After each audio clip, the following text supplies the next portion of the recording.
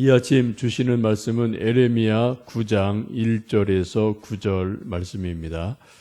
구약성경 1065면 에레미야 9장 1절에서 9절의 말씀 함께 합독하시겠습니다. 어찌하면 내 머리는 물이 되고 내 눈은 눈물의 근원이 될고 죽임을 당한 딸 내 백성을 위하여 주야로 울리로다. 내가 광야에서 나그네가 머무를 곳을 얻는다면 내 백성을 떠나 가리니 그들은 다 간음하는 자요 반역한 자의 무리가 됨이로다. 여호와의 말씀이니라. 그들이 활을 당김같이 그들의 혀를 놀려 거짓을 말하며 그들이 이 땅에서 강성하나 진실하지 아니하고 악에서 악으로 진행하며 또 나를 알지 못하느니라. 너희는 각기 이웃을 조심하며 어떤 형제든지 믿지 말라. 형제마다 완전히 속이며 이웃마다 다니며 비방함이라. 그들은 각기 이웃을 속이며 진실을 말하지 아니하며 그들의 혀로 거짓말하기를 가르치며 악을 행하기를 직언을 내가 사는 곳이 속이는 일 가운데 있도다. 그들은 속이는 일로 말미암아 나를 알기를 싫어하느니라. 여호와의 말씀이니라. 그러므로 만군의 여호와께서 이와 같이 말씀하시되 보라 내가 내 딸 백성을 어떻게 처치할꼬 그들을 녹이고 연단하리라. 그들의 혀는 죽이는 화살이라. 거짓을 말하며 입으로는 이웃에게 평화를 말하나 마음으로는 해를 꾸미는도다. 내가 이 일들로 말미암아 그들에게 벌하지 아니하겠으며 내 마음이 이런 나라에 보복하지 않겠느냐. 여호와의 말씀이니라. 아멘. 에레미야 선지자의 별명은 눈물의 선지자라는 별명이 있습니다. 여러분 에레미야서 읽어보시면 운다, 눈물, 슬프다 이런 표현들이 참 많고요. 또 에레미야가 에레미야 애가라는 슬픔의 노래라는 또 성경을 쓰는 것을 보면 에레미야가 많이 운 분임에 틀림이 없습니다. 오늘 1절에도 그런 말씀이 있죠. 1절 말씀 다시 읽습니다. 어찌하면 내 머리는 물이 되고 내 눈은 눈물의 근원이 될고 죽임을 당한 딸 내 백성을 위하여 주야로 울리로다. 지금 에레미야가 눈물의 선지자인 것을 잘 나타내주는 말씀입니다. 내 눈은 눈물의 근원이 되고 또 죽임당한 딸 내 백성을 위해서 주야로 울겠다. 밤낮으로 울겠다. 그런 말씀을 합니다. 하나님께서 이 에레미야를 이처럼 눈물의 많은 선지자로 만들어 주시고 또 울게 하시는데 그 이유를 1절에 그렇게 말씀하죠. 죽임당한 딸들 때문에 내가 주야로 운다. 유대 백성들의 죽임당하는 모습을 예언자가 바라보면서 그 죽어가는 자기의 백성들 때문에 눈물 흘리는 것을 보게 됩니다. 그럼 왜 하나님께서 이스라엘 백성들을 죽이시는 그러한 진노를 하시게 될까요? 그 이유가 무엇입니까? 이것을 9장 말씀을 보시면 한마디로 그 당시 사회가 지도자나 백성 모두 다 거짓말쟁이다. 거짓말이 가득하다. 그렇기 때문에 하나님이 그들을 죽이신다라고 말씀을 합니다. 그 당시 거짓말이 얼마나 심했는지 우리 다시 한번 3절에서 6절의 말씀을 읽어보십니다. 여호와의 말씀이니라. 그들이 활을 당김같이 그들의 혀를 놀려 거짓을 말하며 그들이 이 땅에서 강성하나 진실하지 아니하고 악에서 악으로 진행하며 또 나를 알지 못하느니라. 너희는 각기 이웃을 조심하며 어떤 형제든지 믿지 말라. 형제마다 완전히 속이며 이웃마다 다니며 비방함이라. 그들은 각기 이웃을 속이며 진실을 말하지 아니하며 그들의 혀로 거짓말하기를 가르치며 악을 행하기에 지치거늘 내가 사는 곳이 속이는 일 가운데 있도다. 그들은 속이는 일로 말미암아 나를 알기를 싫어하느니라. 여호와의 말씀이니라. 하늘 높은 곳에서 하나님께서 이스라엘 백성들을 바라보시고 또 귀를 열어서 이스라엘 백성들이 하는 말을 보니까 모든 말이 뭐라고요? 다 거짓말 투성이라는 겁니다. 지금 3절에서 6절에 계속되는 말씀이 그 말씀이죠. 표현은 조금 다르지만 서로 속이고 거짓말하고 비방하고 사람들 말 절대 믿지 마라. 이런 말씀이 계속해서 반복되고 있음을 봅니다. 곧 하나님 보실 때 예레미야 선지자가 활동할 이 당시에 백성들의 모든 모습은 거짓말 투성이다. 위에도 그렇고 아래도 그렇고 지식인이나 그렇지 않은 사람 모든 백성이다. 하여튼 입만 열면 혀를 놀리면 거짓말만 말한다 라고 하나님이 탄식하시고 그것 때문에 하나님께서 진노하시고 벌하신다라고 말씀합니다. 여러분, 하나님이 싫어하시는 일이 참 많이 있으신데요. 그 중에 하나가 거짓말입니다. 10계명 가운데도 9번째가 내 이웃에게 거짓 증거하지 말라, 거짓말하지 말라라는 말씀을 하나님이 오죽하시면 10계명 가운데 아예 그냥 딱 못을 박아 놓으셔서 어떤 경우도 절대로 거짓말하지 말아라라고 강조를 하십니다. 성경 곳곳을 보면은 거짓말에 대해서 아주 많은 말씀이 있죠. 잠언 6장에 이렇게 말씀합니다. 여호와께서 미워하시는 것 곧 그의 마음에 싫어하시는 것이 67가지이니 곧 교만한 눈과 거짓된 혀와 무죄한 자의 피를 흘리는 손과 악한 계교를 꾀하는 마음과 빨리 악으로 달려가는 발과 거짓을 말하는 망령된 증인과 및 형제를 이간하는 자니라. 이 잠언 6장을 보시면 하나님이 미워하시는 것 6, 7가지가 있는데 그 중에 3가지가 거짓말이에요. 이게 참 대단하죠. 솔로몬이 쭉 인생을 보고 사람들을 보니까 사람 사이에 문제가 되고 수많은 소송이 있고 이런저런 다툼이 있는 게 다 뭐라고요?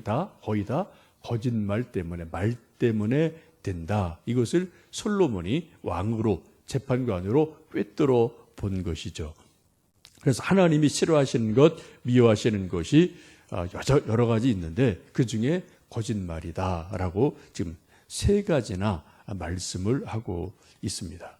잠언 30장에도 이런 말씀이 있습니다. 내가 2가지 일을 주께 구하여 싸우니 내가 죽기 전에 내게 거절하지 마옵소서.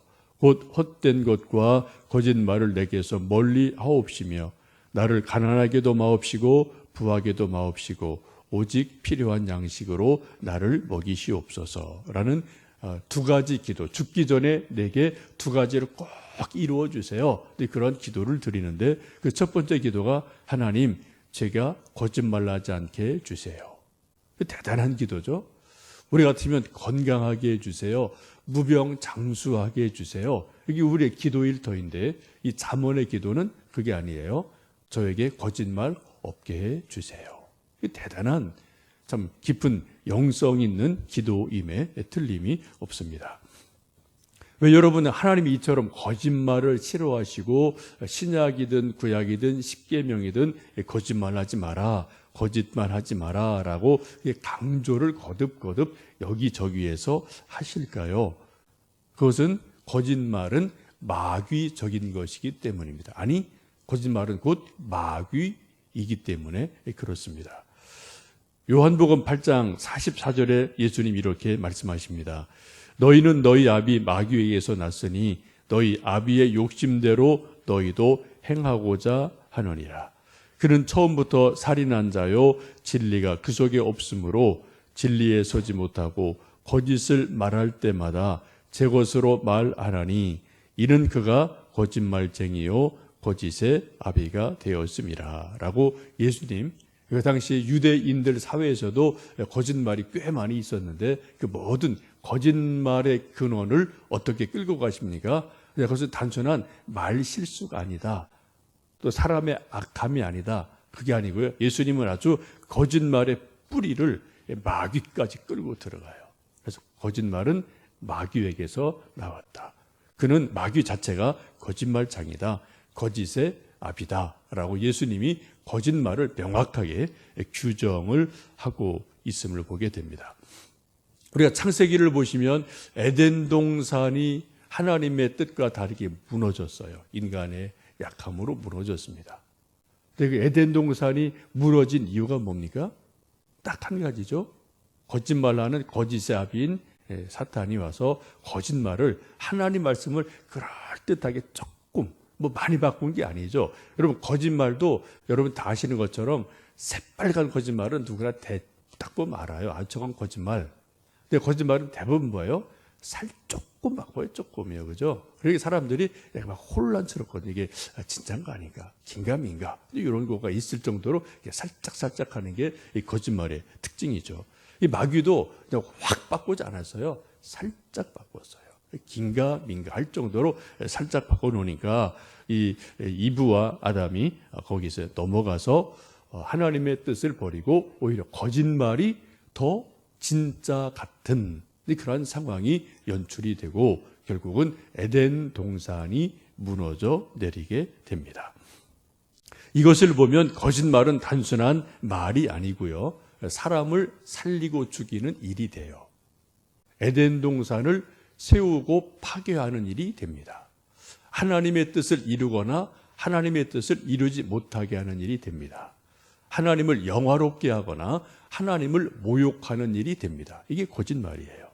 그래서 하나님이 그처럼 거짓말을 싫어하시면서 십계명에까지 못을 딱 박아놓고 거짓말하지 마라라고 말씀을 합니다. 우리 모두 다 정직한 말을 하지만 우리가 다 인간이기에 때로 의도하든 의도하지 않든 우리가 거짓말할 때가 왜 우리가 없겠습니까? 그죠? 저도 살짝 거짓말할 때가 왜 없겠어요? 또 여러분도 왜 없으시겠어요? 우리가 다 하는 거짓말, 뻔한 거짓말 10개 이렇게 쭉 나오는 거 있어요. 어디 약속 늦을 때 교통이 너무 밀려갖고요. 우리가 다 하는 거짓말이죠. 그죠? 자기가 늦게 출발하고 지금 교통사고가 나서 너무 많이 밀려서 늦었습니다. 우리가 흔히 하는 일상적인 말들이죠. 그런 거야 그냥 애교로 봐줄 수가 있겠습니다만, 그러나 우리가 어떤 사람에 대해서 말할 때, 어떤 중요한 문제에 대해서 말할 때 우리가 좀 여러 가지 의도적인 거짓말을 할 때가 우리에게 없지 않아 있음을 우리가 고백하지 않을 수 없는 것 같아요. 이 아침 여러분, 우리가 오늘 에레미야서 9장 말씀을 함께 나누면서 여기 계신 여러분이나 저나 또 블로그를 통해서 이 말씀을 듣는 우리 성도님들, 하나님 앞에 좀 하나 맹세를 했으면 좋겠어요. 이게 또 거짓 맹세가 되면 또 이게 문제가 됩니다만, 하나님 이름으로 맹세하지 말라. 주님도 말씀하시지만 우리가 그래도 중요한 것도 맹세를 하고 우리가 또 다짐하는 건 중요하니까, 하나님 저희가 거짓말을 하지 않게 해주세요. 어떤 경우도 거짓말을 하지 않게 해주세요. 예면 예, 아니면 아니요, 모르면 몰라요. 그렇게 하면 돼요. 근데 거기다 자꾸만 이렇게 살을 붙이고 자기 생각을 넣고 자꾸 이렇게 하면 그게 이제 자기도 모르게 거짓말이 되고 그럴듯한 말이 돼버리는 것이 참 많거든요. 이 아침 여러분, 우리가 좀 기도할 때 하나님 저로 하여금 거짓말하지 않게 해주세요 라는 기도를 좀 우리가 했으면 좋겠습니다. 왜요? 거짓말 때문에 지금 에레미야가 눈물을 흘리고 있고요, 백성이 망한다는 지금 경고를 하나님이 에레미야 통해서 주시고 계신 것을 보거든요. 여러분, 우리가 다르고 다릅니다. 우리 흔히 하는 말이에요. 이게 정말 이게 엄청 커요. 별거 아니죠. 이게 한 사람, 두 사람 건너가면 이게 다르고 다르고가 이게 엄청나게 다르게 되고 이것이 파장을 몰고 오고, 이것 때문에 일이 혼란스럽고 또 사람 관계가 어그러지고 이런 일들이 우리가 하는 몇 마디 말 때문에 일어나는 것을 우리가 보게 됩니다. 여러분, 우리가 말할 때 붙이지도 말고요, 빼지도 않았으면 좋겠어요. 그냥 있는 그대로 이렇게 딱 말하면 좋은데, 대부분 사람들이 거두절미해요. 앞에 거 빼고 뒤에 거 빼고 자기 하고 싶은 말만 딱 말하면은 이게 다 이제 거짓말이 되고 오해가 되고, 근데 이런 일들이 정치도 있고 우리 일상생활도 있고 교회에서도 있을 수 있고, 이런 것들이 우리가 살아가는 세상의 말인 것을 보게 됩니다. 특별히 악의를 가지고 나쁜 의도를 가지고 말을 조금 손질하면 절대로 안 돼요. 이건요. 그죠? 있는 그대로 말하는 것이 정직인 줄 압니다. 에베소 4장에 이렇게 말씀하죠. 모든 악독과 노함과 분냄과 떠드는 것과 비방하는 것을 모든 악의와 함께 버려라 라고 말씀합니다. 에레미야가 하나님께서 이처럼 거짓말하는 백성에 대해서 진노하시는 것을 보시면서 7절, 9절에 이 백성들을 하나님이 어떻게 처치하시나 그렇게 말씀하죠. 7절에 그렇게 말씀합니다. 그러므로 만군의 여호와께서 이와 같이 말씀하시되 보라 내가 내 딸 백성을 어떻게 처치할꼬. 하나님도 고민이 생기셨어요. 자기가 택한 백성, 사랑하는 백성인데 너무 거짓이 많으니까 이걸 내가 어떻게 처치할까 하나님이 고민을 하셔요. 그리고 결론을 내리십니다. 그들을 녹이고 연단하리라. 그들을 치시겠다는 거죠. 녹이고 연단하신다. 8절에도 그들의 혀는 죽이는 화살이다. 거짓을 말하고 입으로는 이웃에게 평화를 말하지만 속으로는 거짓말에서 해를 꾸미고 있어요. 이게 그때 당시에 말이고 거짓말이 횡행한 사회이죠. 그리고 이 일로 말미암아 그들에게 하나님께서 벌하지 않겠느냐, 하나님께서 보복하지 않겠느냐라고 아주 강하게 질책하시는 것을 보게 됩니다. 마태복음 12장에도 예수님께서 그렇게 말씀합니다. 내가 너희에게 이르노니 사람이 무슨 무익한 말을 하든지 심판날에 이에 대하여 신문을 받으리라. 엄청난 말씀이죠.